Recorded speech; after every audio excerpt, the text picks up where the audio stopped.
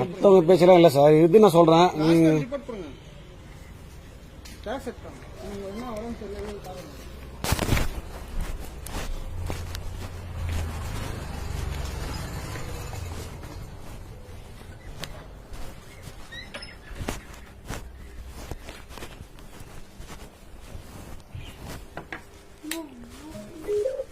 இந்த ஹாஸ்பிட்டல் போனதெல்லாம் கேட்க வச்சுக்கிட்டு அதில் வச்சுக்கிறேன். அது கட்டி ஆகணுமா?